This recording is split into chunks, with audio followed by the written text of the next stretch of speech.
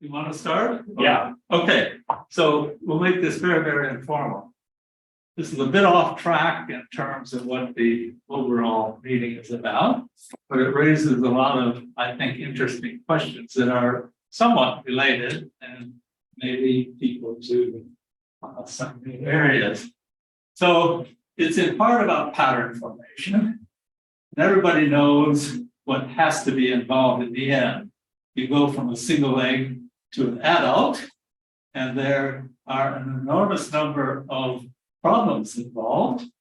One of the issues is that typically the younger, let's say, copy is a scaled version of the older copy. So if you were to look back at pictures of yourself as a kid, you would see everything in more or less the right place, but then it gets scaled up. Okay. On the left, I have an example of a pattern formed by what is called a Turing mechanism. How many know what a Turing mechanism is? Roughly speaking, it's you take a reaction diffusion system and you tune the kinetics of your reaction in such a way that by adding diffusion, you can spontaneously generate spatial patterns. And this is one example. In this example, it happens that these are actually traveling waves. Okay? But this mechanism is not very useful for producing the kind of patterns that you see here. And obviously, sometimes the pattern forming mechanism doesn't work. The youngster doesn't turn out looking like the adult.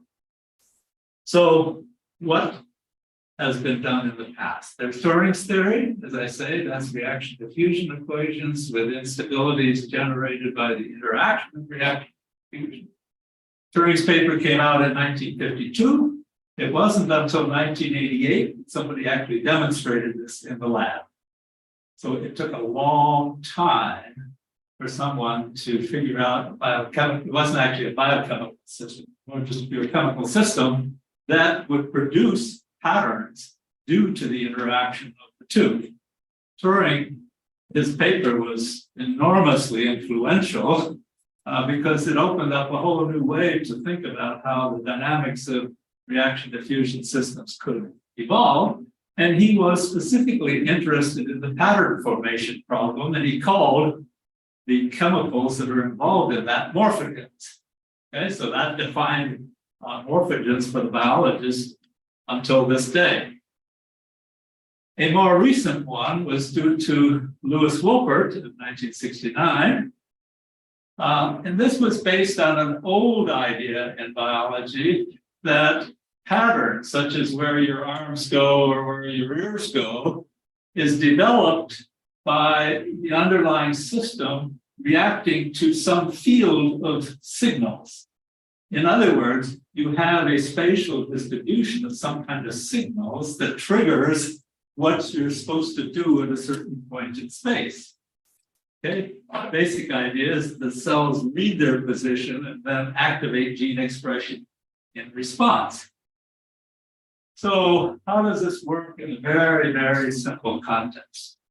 So Wolpert's gradient theory was that you have a source of morphogen at x equals 0 here.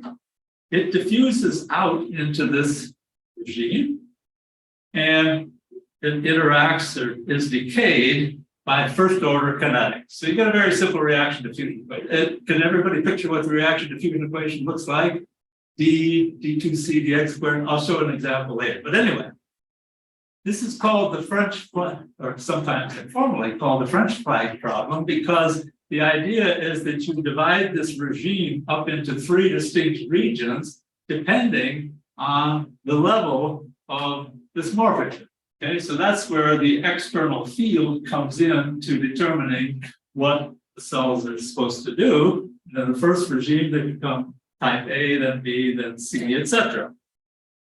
So as I say here, this is a static viewpoint, so there's no history of where you've come from that dictates where you're going. Okay, that's one point. As I'll show you in a second, it's also very sensitive to scaling and length. In other words, I'll write out the equations and you'll see that when we solve this analytically, that the system does not scale. Okay? But what actually happens in the lab or in reality? Here are 3 different species. Lucilla is a big fly. Drosophila, does everybody know what Drosophila is? I bet they do, but they don't know that they know. It's a fruit fly. Everybody knows what a fruit fly is, right? My place at home has lots of them, right? And then buckseye is a moth. Okay, so here is a plot of the sizes of these.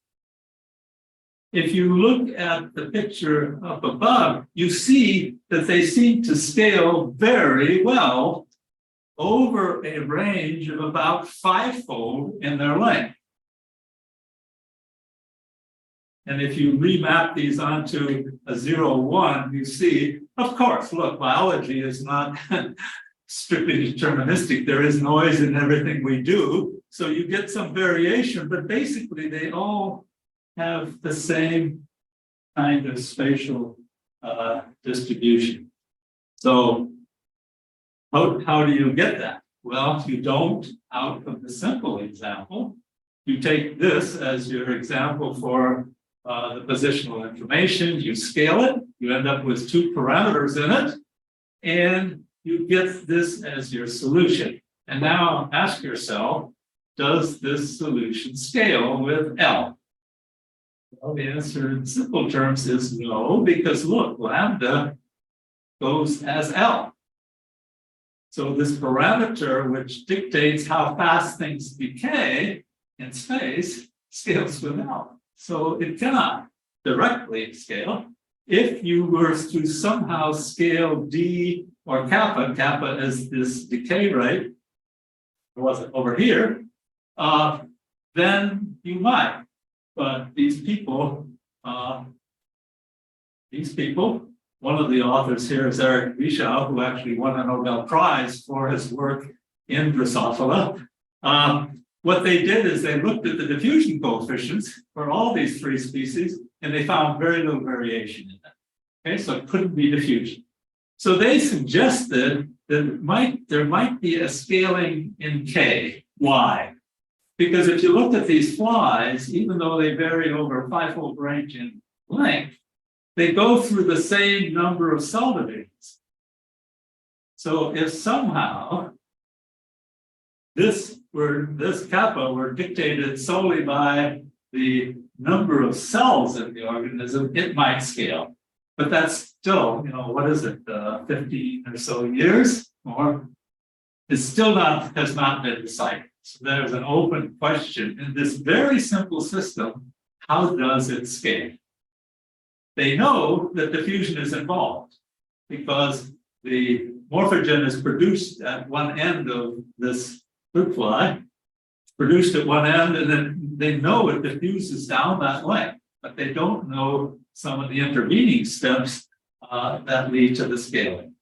Okay, and there's another problem in all of these biological problems, and that is that there is noise as well. So the system is intrinsically noisy due to general fluctuations, either in the expression of the genes or some of the morphogens, et cetera, et cetera.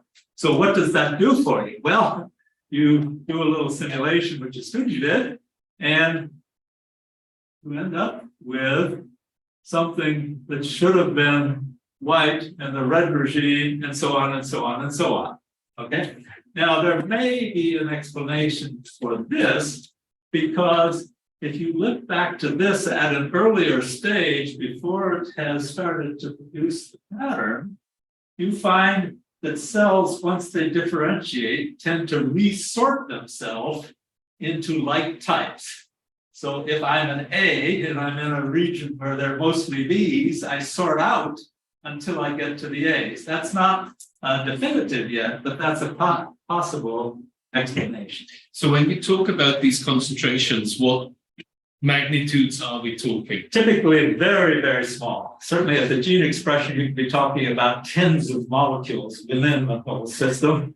And for some of the other things, they're higher, but nonetheless typically very small. So when you say noise, it's number fluctuations, essentially. It's what? Number fluctuations. It could be, sure. I mean, whether that is explanatory, they are there, but whether it's explanatory is another issue. Okay. And just peripherally, for those that are interested in the underlying mathematics, doing a stochastic simulation in a reaction diffusion system is a technically tough problem. Why? Because you discretize in space, right? And if it's to be a legitimate representation of the stochastic process, every molecule in your little subdivision has to have equal probability of getting out. Now, for a linear system, it's easy to see what to do, but for a nonlinear system, you have to know something about the solution of the PDE and how fast it relaxes to its lowest mode.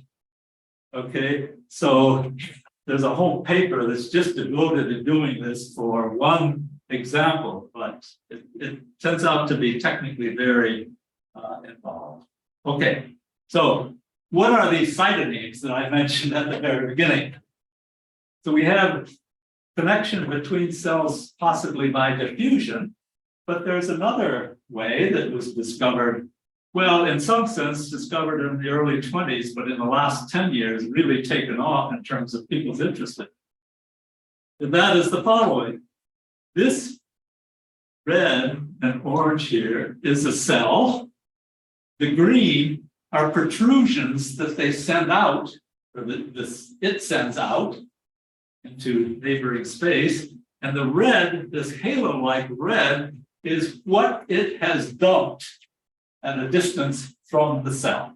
Okay, so the underlying idea is that if you look at the tips of these, for example, you see these little yellow blobs. And what this cell does, it extends this filament-like, it's called a cytoneme in this context, with this material at the end, and then deposits it. And the question is that a more effective way to signal in a tissue? So the red is what they deposit. So the red is what they deposit. And then it stays there or it diffuses away. Well, then it can do whatever that. See, this is a morphogen. The wind is a morphogen itself, so then it can do whatever. But in the lab, it stays there. So what's the material around? I mean, what's the matrix on which this sits? That I don't know, because I picked this off the web and they didn't give any, this was kind of a public sort of thing, and they didn't give any background. Right. But typically, you can think of this happening in the tissue. So an epithelial tissue covering on your arm, for example, is a collection of tightly coupled cells, right? And this would indicate that there is a means of communication between them other than diffusion. And So then it would be kind of in the extracellular matrix. I'll show you. It can actually, these cytonemes can actually weave their way around cells in a tissue. Oh, yes. So there's a huge amount that's not known yet. So I think it's a very interesting open area for people to think about. Okay, now this can happen in three ways. Okay, I can have what are called producer cells, which are producing the signal, and then they send out the cytoneme, and that's what happened in the preceding one. This cell is producing a signal and sending it out. Okay, but interestingly enough, cells can be also what I'll call receiver cells who initiate the cytoneme, look around for a producer cell, and then pick up some of the signal, and then retract.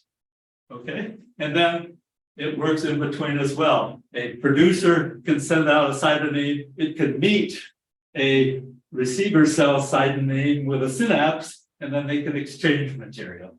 So it's quite complicated.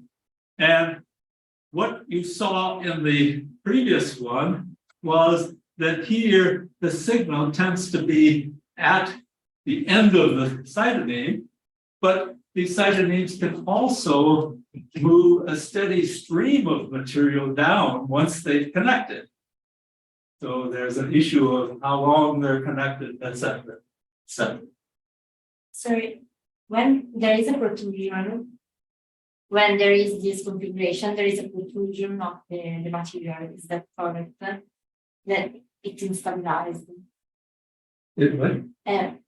It becomes unstable, I think. And then when there is this configuration, you have a protrusion. Is that correct? And there is also a depression, or the volume is it's not. Well, they just extend out Mhm. and look.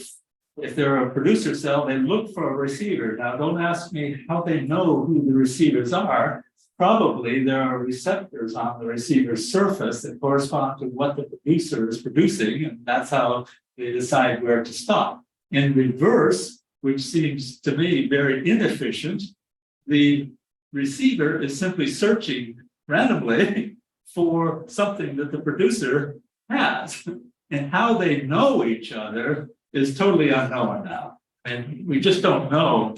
Something at the surface is no doubt that tell you you're a receiver and I'm a producer, but what those somethings are, we have no clue. Anyway, so here's one example of what the experimentalists do in trying to understand this. In this particular example, they did experiments where they looked at the length distribution of these cytonemes. So they come in various lengths, as you saw in the picture. And then they sampled that distribution, now a static distribution, but they sampled it randomly to produce the distribution of this material and compare it with diffusion. Okay.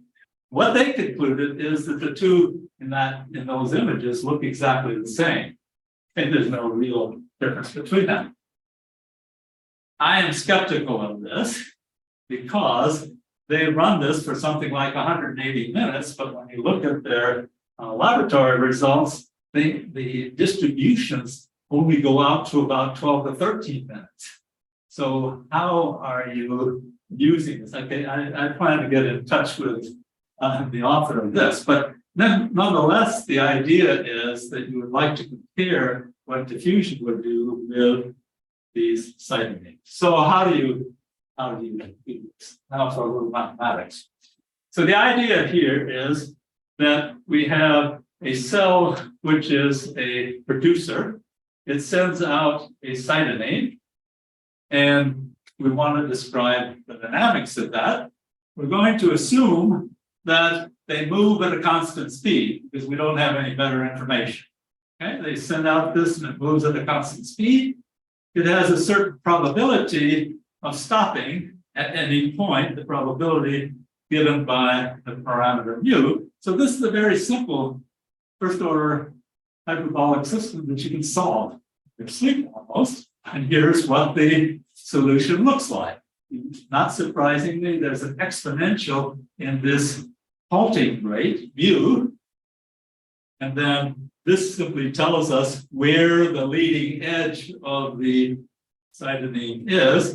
And this tells us how they are generated in time. For now, we're simply going to say we're going to deal with a single cytoneme and look at what comes out of it. It's useful to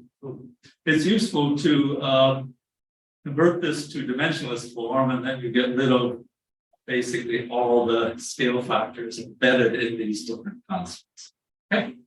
So what about now the delivery to the cells, right?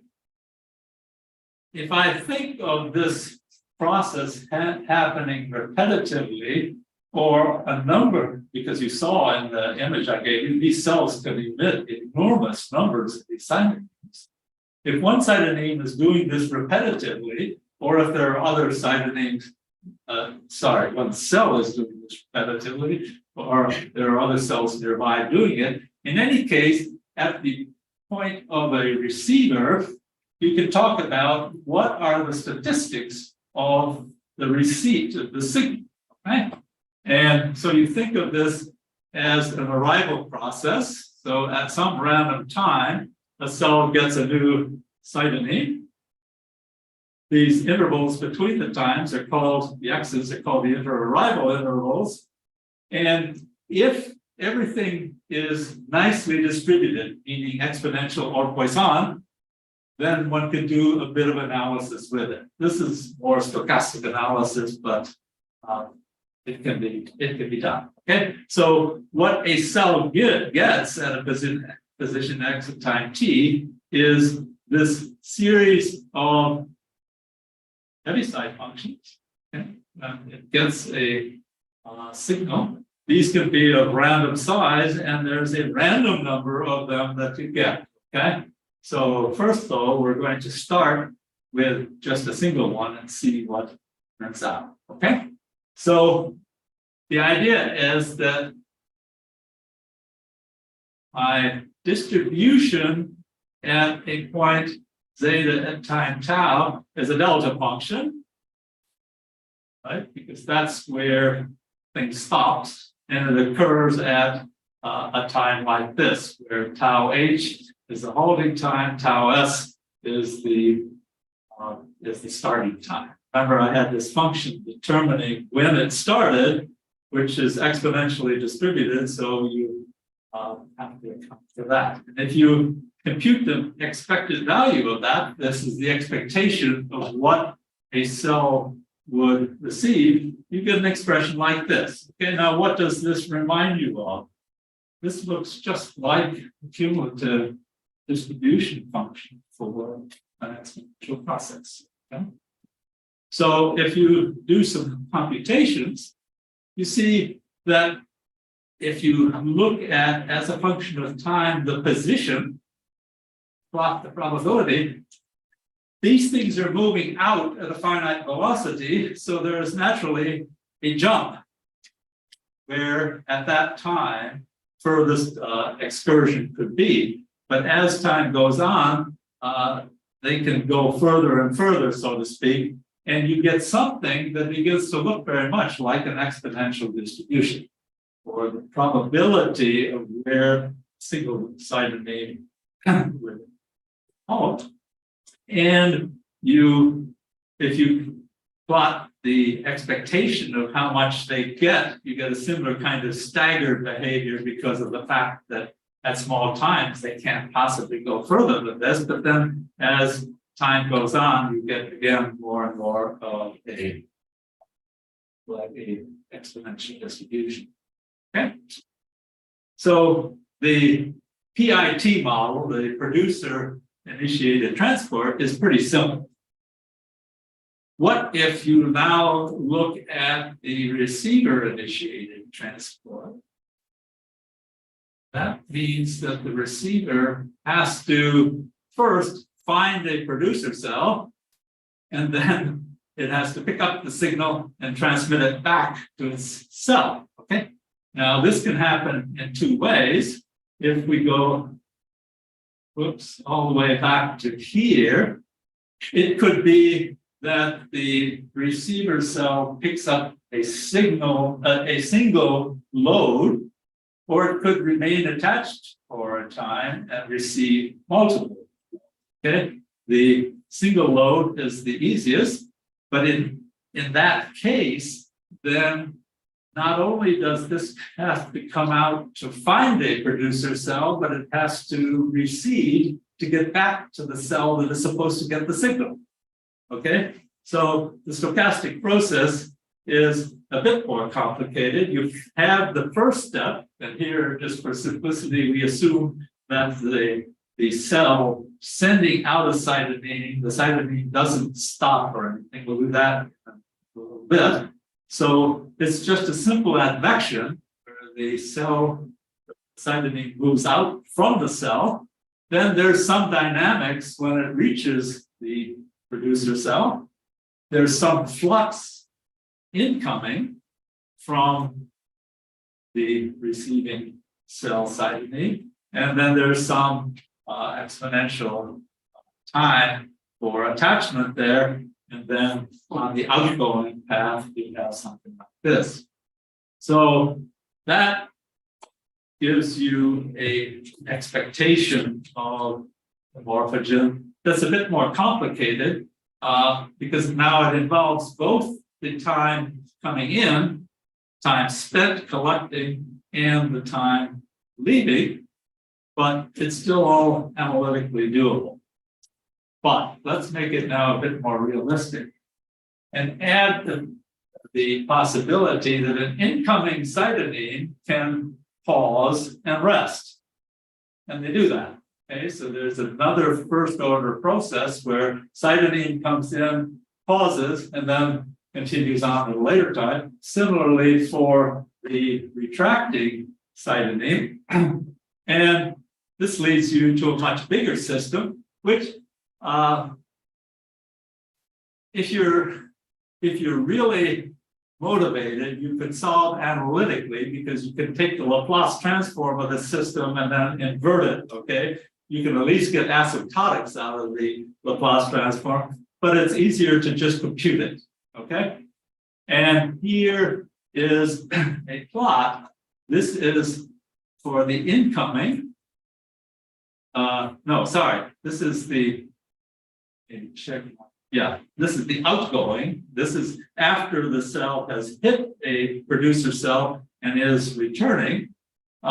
So if it's just pure advection, that means if there is no time at which the cell pauses, then it's a simple advection problem and it simply propagates out in tau as a function of zeta. And if you put in this possibility of a rest time, and you make them the same for both incoming and outgoing, then you get some distributions that look like this.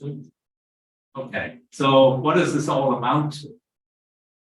If there's something strange here which we don't fully understand yet, if you look at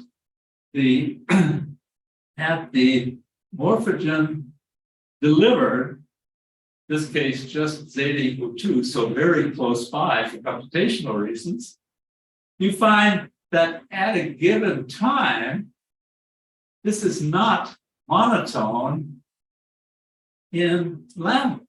Lambda is this time that you're spending either on the upcoming side resting or on the outgoing side resting. Okay. And why is that? Well, our explanation is that if lambda is very small, then you have a very small probability of stopping to rest, either coming in or going back. But once you're stopped, you also have a very small probability of restarting. Okay, and that seems to explain why, if I take a time here between 10 and 20, I would see a non-monotonic effect of lambda on the delivery. That is going to require some more information. Okay, now what about the general case where you get multiple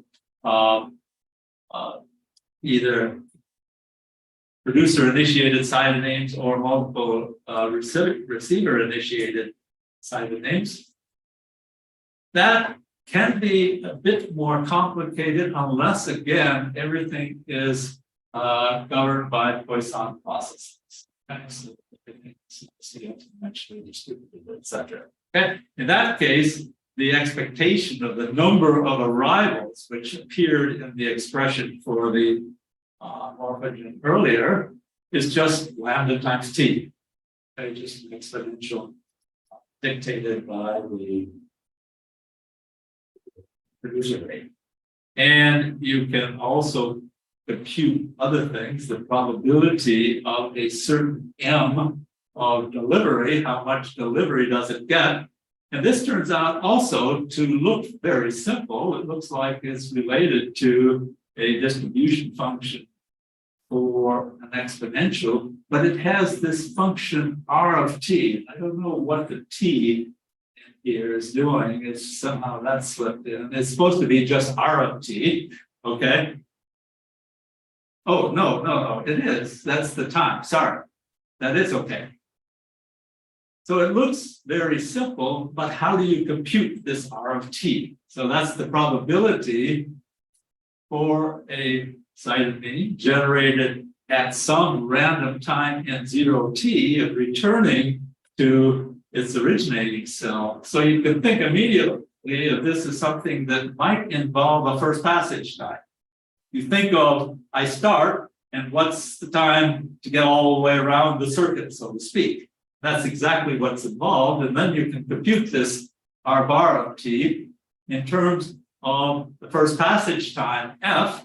And I won't show you how you go about that, but you can imagine how it goes, because you simply have to start at one end of your signaling process. Let's say you're dealing with a receiver cell, the emission time, follow through all the events until it gets back, and then from that you'll get a first passage time.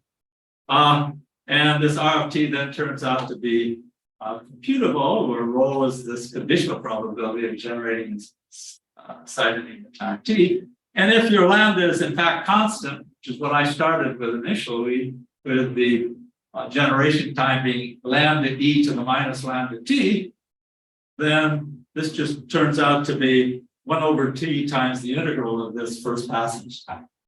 Okay. So you can do it all at once. Now, what can you do with some simulations that you can't easily do analytically? So now we're going to look at a two-dimensional domain. We're going to let cells move toward a line of producer cells, and we're going to give them small fluctuations in their choice of direction, because when you look at the experimental results, it doesn't look like they get wildly off track, right? The original one, where there was only one cell that showed a producer cell, of course, it just emitted everything around its surface. But when you look at the tracks of individual cells in the experimental context, you find that they seem to find the direction rather well. Okay, so we give it a small amount of stochastic variation in how the cells choose their direction. This is kind of a mixed stochastic deterministic, because we update their positions deterministically, but we have directions which are stochastic, and then the behavior at when they receive or produce, we have stochastic simulations for the updates of their states there. Okay. So for an RIT system, here's what you would see. At the top left, these are the underlying processes. I start, and I extend, and I interact with my producer cell, and I retract. So this is for the case where you go out, you get a fixed amount, and then retract. It's not the case where you attach and then take a whole string of these signals. And here we have in green, we have the producer cells. In red, we have the receiver cells.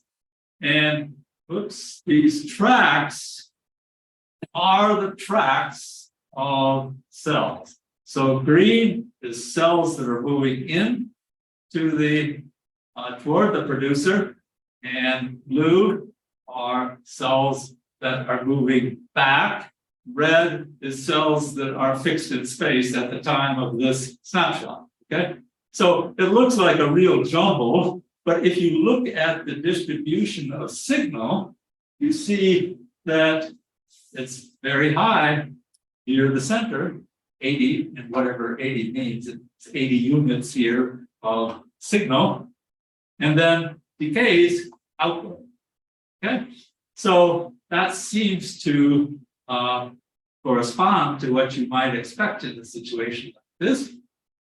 If you also now take into account the possibility that you can attach for some finite time and then get multiple signals, you see what is happening here, where these balls are the unit of signal along a cytoneme. And again, the red ones are temporarily fixed in space at this time. The green are moving inward and the others are moving outward. So the blue spheres, as I say, are moving along the cytonemes, the green are retracting, etc. I see it moving outward, yes, they're retracted. And here you see the distribution at a point 5 something, 5.75 and 8.75. So somewhere along here, you take a line, and somewhere along here, you take a line, and you look at the signal distribution, and what do you see here? You see something that looks very much like a normal distribution. Okay, here it's more focused because the further out you get, of course, there's the lower probability of getting a signal. So all of this is under the assumption that a receiver cell can handle as much signal as a cytoneme is willing to leave, and it can be multiple cytonemes. Okay? But in reality, that's probably not true. In fact, there is some evidence that it's not true in the following sense. Cells have receptors on their surface, and in many contexts, when that receptor is occupied with whatever the signal is, it gets internalized. So there's an automatic limit to how much of the signal a particular cell would see. Okay? And so we do this here by saying that we'll only allow attachment and delivery in an RIT process up to a certain limit. And what do you expect to see then? Well, here is at a small time. Here is t equal 300, t equal 1200, and t equal to 2400. And what you basically are seeing is a wave that moves out now through the tissue, because the cells nearest the producers can't absorb everything that they're getting. So it simply moves out further. So you have to, of course, remove the attachment once the cell reaches its limit. And then you see that you get a wave of high occupancy spreading out, which is entirely different, of course, than diffusion. Okay, if you think back to the original diffusion problem. What are the boundary conditions you have here? Well, they're both going off to infinity. So that's another issue to be dealt with. In a finite, of course, you know, if you're looking at Drosophila, you're looking at the small domain. What do they do when they reach the boundary? Nobody knows yet, because the tissue is also growing as this is happening. So that's still to be determined experimentally. I mean, this is actually one of the strange things I always find strange when you go back to these images you had of your ovals, right? And then it's perfect stripes. I mean, you don't see any bending towards the boundaries. Is really odd. Well, that probably, or that may be explained by what I said people are thinking about, namely that if you're an A cell in let's call it a B region, you want to get out. And so there, after the determination of cell type, there may be a sorting process, which then straightens this all out. It almost has to be something like that, because the determination can't be that accurate in space. Okay, so when the cells have had enough, they turn off, and that gives cells further out the possibility of a signal. So that's what I'm going to say about the cytonemes, but then what are some of the open problems that are related here? Well, if I look at the actual tissue, so again, the epithelial tissue on your arm, it's a sequence of cells. Obviously, they're connected, and they're connected pretty tightly by these things called CA here, but it's really a direct mechanical connection between cells, which keeps the tissue together. And then there are little tubes which allow some communication between the cells. So now if you look at a bigger version of the tissue and you're producing something here, whether it's transmitted by diffusion or whether it's transmitted by cytonemes, you see that the problem is much, much more complex. Because in the case of cytonemes, they can actually burrow down, and for some morphogens, it's known that the cytonemes actually go along the bottom of the cell and then up a bit to contact receptors. Okay? And that's because they are so tightly connected up here, which seals the tissue off, basically, that they can't get through. But experimentally, this is typically described as a diffusion process in the fluid on top of this layer. There's a fluid layer above that tissue. And that people are beginning to think is a very, very simplistic, I'll put it, description of what actually happens. Because the receptors for some of the morphogens are actually on the membrane down below the surface, but the material can't get directly there from the top. So it may have to undergo what is called transcytosis. Namely, it comes in at the top, it gets transferred from cell to cell, et cetera, et cetera. Okay. All of this is to say that what we've done so far is really very, very simplistic compared to reality. The question is, how do you begin to think about modeling something this complex? Well, here's a start where we did a random walk approach to this. In other words, we start with a layer of hexagonal cells where the connection is along the gaps, and we devise or determine the equations from them. Simplified version is what I call the "what are my neighbors doing" model. So when cells are connected, what an individual cell does depends a lot on what its neighbors do, okay? Whether it be mechanical or chemical or what. And if you do a simple stochastic simulation of something like this, one of the students did this, what you see is a distribution that you might think of as Brownian or random walk diffusion result, but with these spikes, okay? And these spikes correspond to the fact that at these interfaces, the cells can sit, or the signal can sit there for a long time.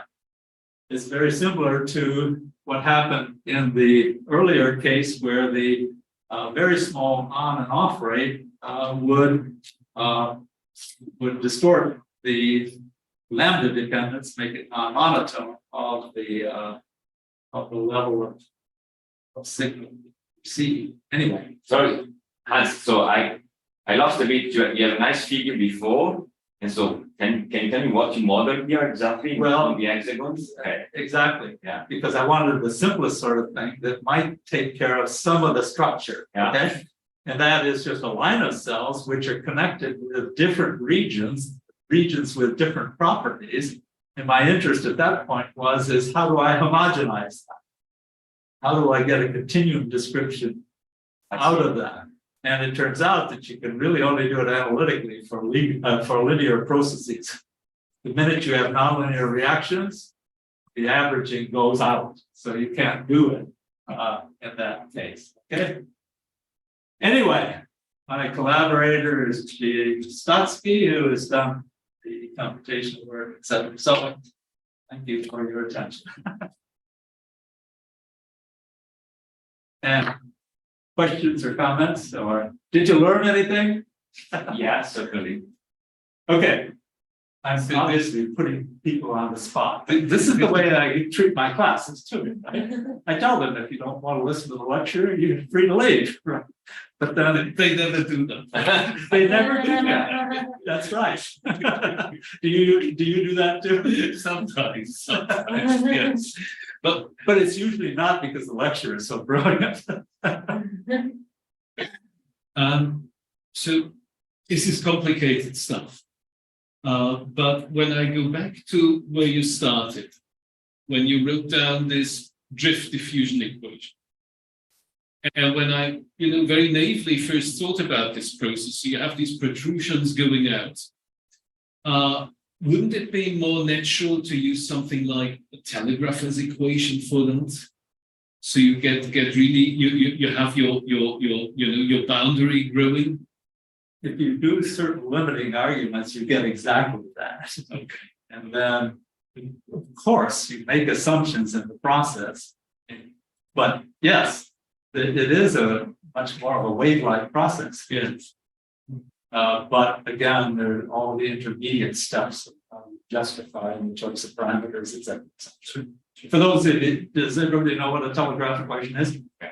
You know what a diffusion equation is? Add a second derivative on the left-hand side, and you get a wave-like equation, and then you can get traveling fronts, etc. So let's see if I got precisely. So the problem where you have these cytonemes and then they release. So fundamentally, if I think about small numbers, so let's forget about the collective set. So what you are interested to understand the process of something going forward, reaching, A target. encountering something. Both, yeah. And so it's an encounter process at the end, now because you don't know where the target is, no? And then after you encounter, then come back. So that at least one of those, okay? Am I correct in saying that process is? Okay, summarize it again. So, because it seems that you have to go and find a target. which So you you're don't know. starting with a receiver cell looking Correct. for a signal. Receiver, Okay, yeah. okay. So fundamentally is that, so you go out to search for something and you encounter it and then you return. Well, you attach and you try to get a signal, either what we call a bolus, a blob of it and return, or you stay attached and you get multiple blobs. Okay, let's think about the simpler one, where you Okay. just attach and then you return. So there are two sort of time scales involved, one to find something and then the time it takes to come back. So, yeah, is that, Well, underlying what we've done is that we think of cells on a plane, and I have a line of producers, and the cells move at a constant velocity oriented toward that line of producers. And so there's very little time wasted in effect. You can say it's basically the distance to the producer divided by the cytoneme velocity. If you put now in a rest time, that makes it a bit more complicated, but okay, so suppose we can also do, but this, if I think about one cell having to do this and back, so then you write some stochastic equation, some dynamics, which is just stochastic dynamics one cell, and suppose you go follow that. Is that enough to reproduce the results, or there is something of the collective here? well, that's something nobody yet. I mean, I've actually talked to experimentalists, but nobody yet knows how much signal there is, how much a cell needs the signal to change some of its behaviors, etc. And this might be connected, but I said at the very end, maybe the cells need a certain fraction of their receptors occupied in order to go on to the next step, whatever it might be. So there's just a huge number of unknowns in this whole area. But I think it's worthwhile doing some of the modeling because it can suggest to the experimentalist, what should you look for in these processes? What would be most informative for really understanding the system? I mean, for me, as you describe it, for me to sort of help out in the interaction with experimentalism and the modeling side is because if you actually want to describe the full process where something happens and then after you hit a target, let's say, and then something else, the behavior changes, if you create a whole set of equations, then it's no Markov. Because, once you hit, which is random, and then you change your state and your behavior, so then suddenly becomes no Markov. So probably it would be best to analyze separately these two sort of random process to hit, and then you have a new state, then you have a different model, and then you analyze the data from that moment onwards as another random process. Yeah, You understand what I'm saying? No? So You- if you go you- full, then it's super no Markov. I mean, but from the modeling standpoint, in order to connect incoming and outgoing, you have to say something about your process and the producer. No, it's true. And It's so true. we assume it is basically It's true. another Markov process, but You would still have a convolution then. You have an arrival time and you go back, so you would have a convolution of. No, that is true, but processes. if you are changing the behavior once you come back, then, then becomes, because, if, then you are no Markov, because, it depends when you hit you. So if the moment you change your behavior, I mean, if you keep doing the same, it's just a convolution. But the moment you change your behavior, then it becomes, I mean, in describing the modeling wise, it becomes no Markov. Well- That depends on when you hit it, no? So it's down to the individual trajectory. That's what I'm saying. but Yeah, But- you understand what I'm saying. But if you're thinking about the change in the receiver cell having received the signal, that no longer necessarily even affects the process.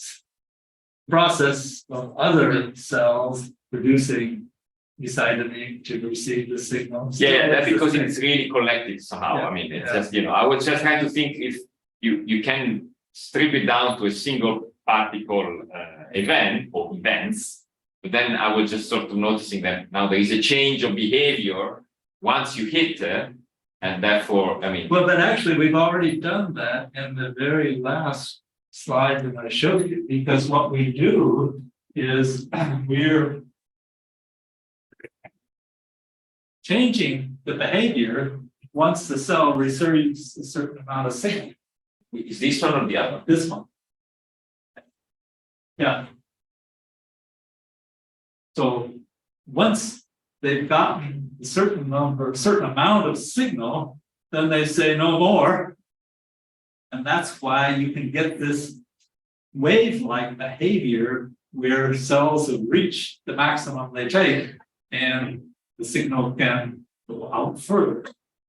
So I think, yeah, so now you have to couple to some internal use of freedom that has one, it keeps climbing up, so it keep adding in numbers, and then you reach a threshold, and then to make it a full Markov model, I guess. Well, underlying it is the assumption that at the level of the receiver cell, it only matters as to what the cytoneme is doing outside, because the assumption, this is what people think, is that this cytoneme releases the signal and then it's taken up by receptors on the cell. So there's another process there as well, because there's some diffusion. When we release the signal close by the cell, there's still some diffusion that takes the signal elsewhere, but you assume that they are getting a significant fraction of what is released. And then, as I said, one mechanism for the turning off would simply be if they internalize the receptors after they receive the signal, then of course there can't be any further signal they get. But of course, that raises another problem. At what point in the process does this cytoneme decide, okay, I've got enough? And if it's moving it sequentially, not just one bolus at a time, what does it do with too much? Right? Yeah. Does it simply release it or something? All these things are unknown, but the fact that there are so many unknowns somewhat makes the modeling interesting because it gives you a lot of flexibility. So I have oh, sorry, go ahead. I jumped. You're talking enough. No. I just have one idea. Going back to the normal drift diffusion. What about time fluctuations in this regulation process? In the following sense, when I look at drift diffusion and I take the ratio of standard deviation over mean, this is a quantity that's decaying to zero as function of time. So relatively, your Gaussian becomes narrower over time.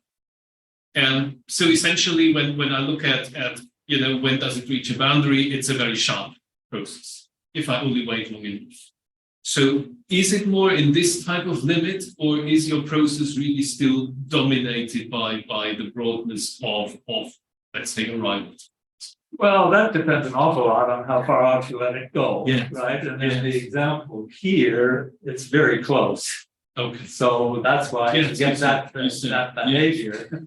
But if you, it's partially a computational issue, you know, if you go out a mile, it takes a long while to compute the thing, but.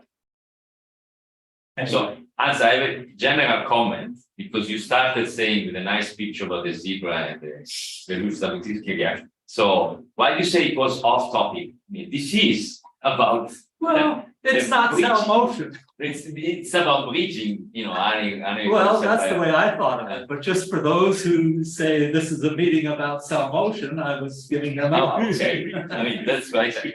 Okay, Hey, yeah, those of you that know me know I have a very broad view of what is interesting. okay, very good. So, anyway. Well, thank you so much.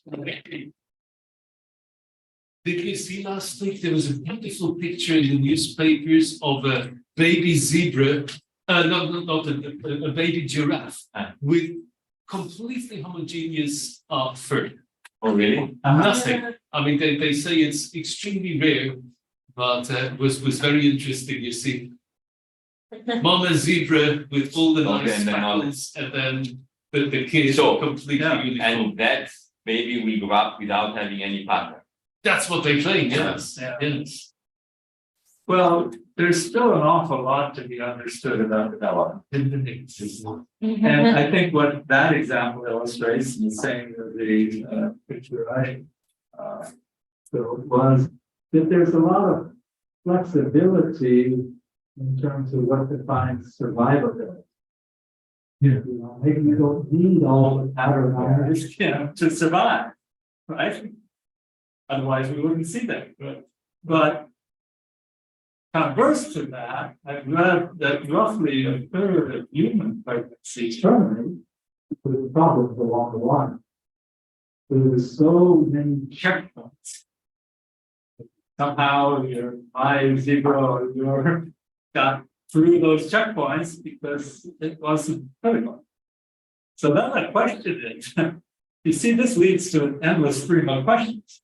The question is, if I'm some outsider watching the development of this organism, how do I decide what a critical point in development is versus some that, okay, this guy's going to look a bit odd, but he'll survive? That I don't think anybody understands. Because that really gets down to, at the level of gene expression, how do I decide if I'm far enough along for the outcome to survive or not? So, all right, so hopefully you've got some interesting questions. Yeah, Few answers, but. Okay. okay. Thank you very much.